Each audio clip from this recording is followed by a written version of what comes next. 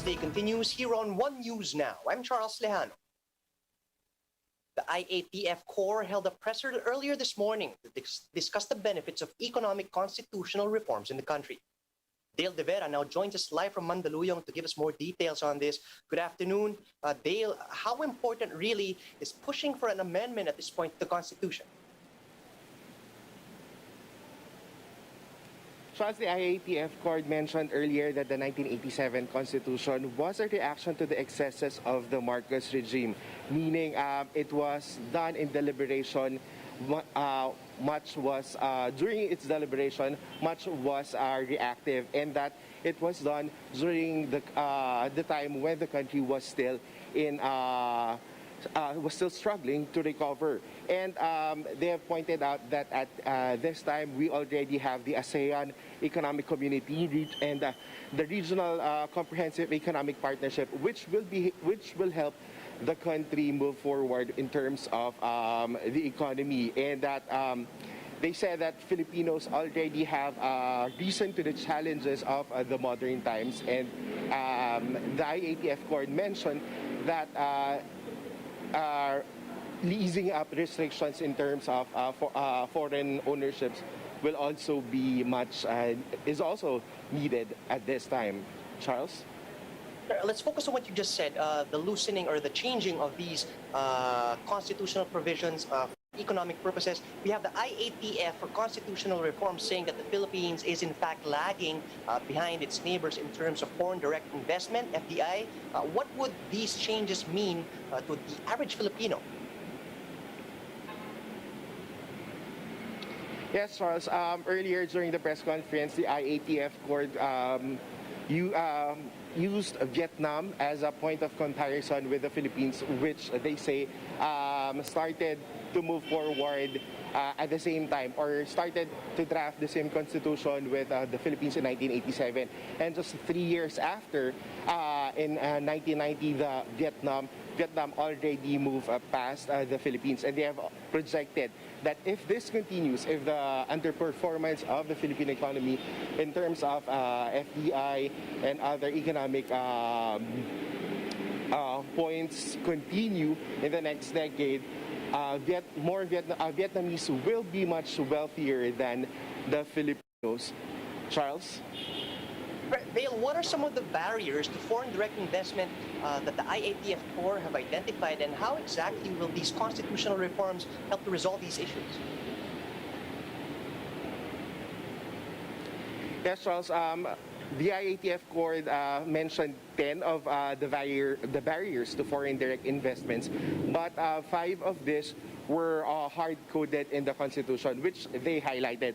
And this include the foreign ownership restriction in the law, obligatory screening and approval procedures, constraints on the ability of foreign nationals to work, stipulations on management, and nationality-based restrictions on operations. Should an amendment to the Constitution be done, the IATF-CORE said that it would send a strong signal to businesses. It would send a strong signal to a strong message to investors that the Philippines is already open and that it welcomes foreign investments in all areas. They said that constitutional change of the economic provision is not only desirable at this time, but it is also essential to be able to compete in the modern world. Charles? Thanks for that, and stay safe, Dale. That was Dale De Vera reporting live from Mandaluyong. A fire broke out at a portion of Food and Drug Administration complex in Muntinlupa City.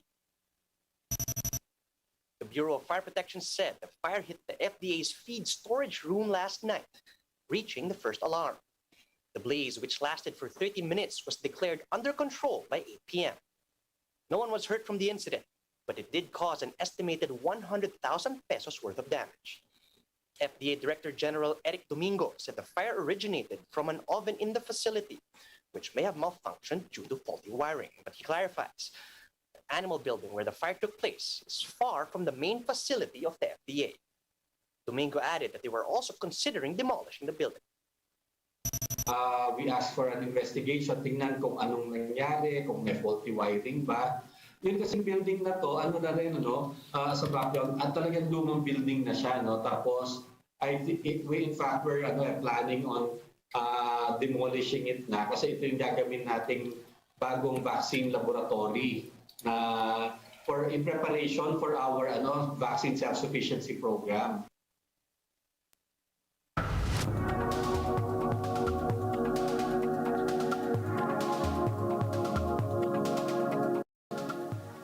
Taiwan has started rolling out its first domestically developed COVID-19 vaccines. President Tsai Ing-wen was among the first to receive the shot developed by Taipei-based Medigen Vaccine Biologics Corporation.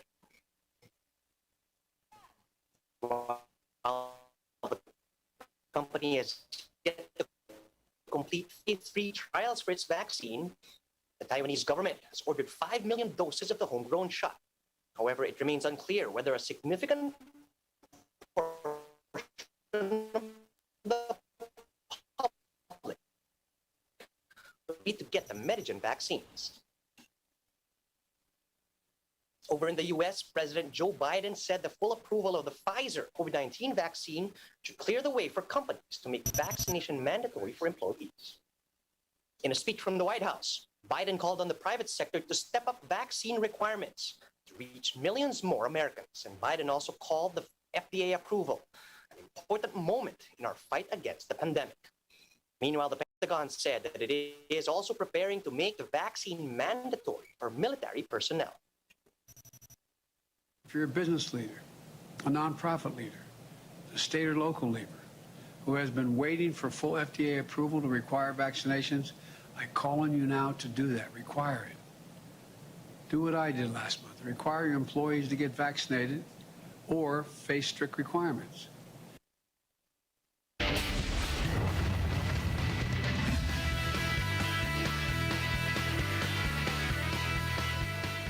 The flag of Afghanistan will be included in the opening ceremony for the Paralympic Games later tonight. Afghan athletes were unable to get to Japan due to the ongoing turmoil in their country. However, International Paralympic Committee President Andrew Parsons said they have asked a UNHCR representative to act as flag bearer for Afghanistan. Parsons explained they will do this as a message of solidarity for all Afghan people in their time of need. Here's a quick look at some of today's headlines. Officials and experts confirm there's now community transmission of the Delta variant in certain parts of the country. The Delta variant is driving the surge.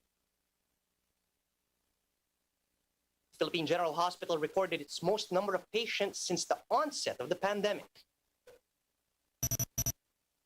And the PBA gets the green light to resume games in Pampanga. And those are the top stories at this hour. Join us again later at 12 noon as we continue to monitor the day's biggest stories. You can also catch One News on Signal Play. Just register for a free account at www.signalplay.com so you can stream One News live anytime and anywhere. I'm Charles Lejano. Mask on, wash hands, and stay safe, Philippines. We are One News.